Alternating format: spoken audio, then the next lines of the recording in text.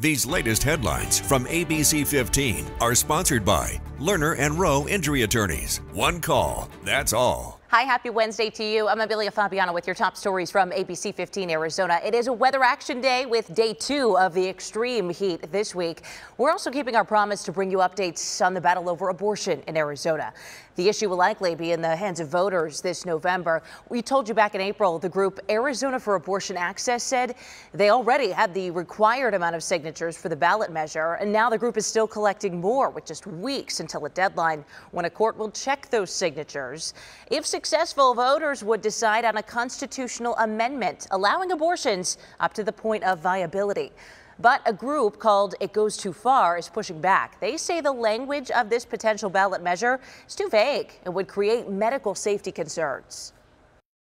We know that there are thousands of petitions out there in the hands of our 7,000 statewide volunteers. We are using this entire time to travel the state and to educate voters on exactly what this amendment will do. It would get rid of those common sense safety precautions. ABC15 has extensively covered the battle over reproductive rights in Arizona. In April, we had full team coverage as our state's Supreme Court ruled a near total ban from the 1860s could be enforced. Nearly 1 month later, the state legislature passing a bill to repeal that ban, meaning a 15-week law will take effect 90 days after the legislative session ends, which could be later this summer.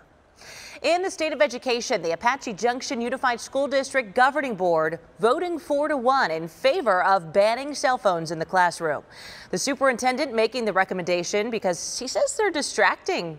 There will also be discipline, like detention, if students do use their phones in class. All right, a great way to stay cool this summer. Of course, tubing on the Salt River, always a good time. But there are a few other water adventures along the river worth exploring. So ABC15's Zach Perry gives us a tour of Lake Saguaro Guest Ranch in Mesa.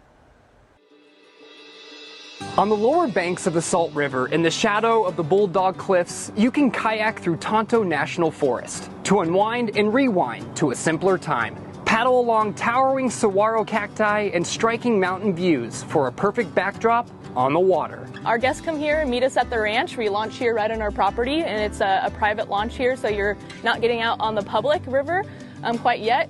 You launch here, you go down for roughly 2 hours. You get off at a specific exit called Foxtail.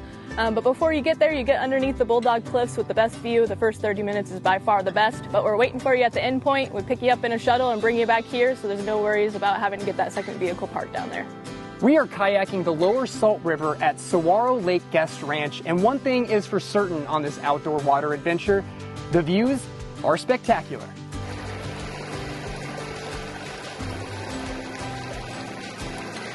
It's awesome to go down on the lower Salt here because you do have that river flow that's pushing you, so you do just have to steer. There's a couple areas that you'll have to paddle, but it is a leisurely experience. And then the water is nice. It's a good juxtaposition to the heat of out here in Arizona, and the water stays about in the 60s because it's the snow melt from up north and from the lake. So you got the desert landscape, but also the greenery with the water right next to you.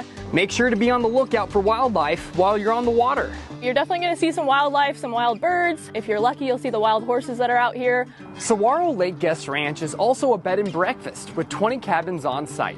The best time to visit is between the end of spring and the beginning of fall. You're only about 20-30 minutes outside the city limits, and so we're close, but it feels like we're far, and you get to go on this river right in the middle of the valley, and it's just something that you won't find in the city. And something to always keep in mind when out on the water. Enjoy the beautiful scenery and clean up after yourself to keep it nice for everybody else as well. Reporting on the lower Salt River, Zach Perry, ABC15 Arizona.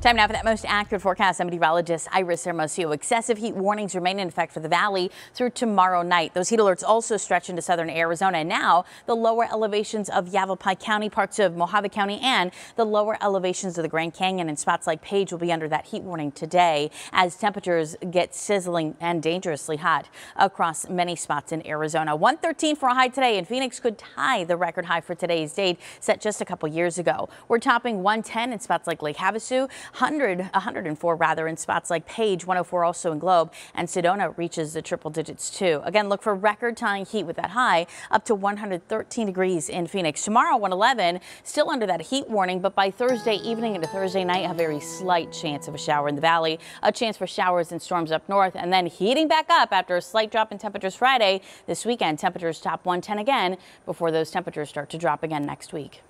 For the latest headlines, weather, and traffic, get to abc15.com or download our free ABC15 mobile app.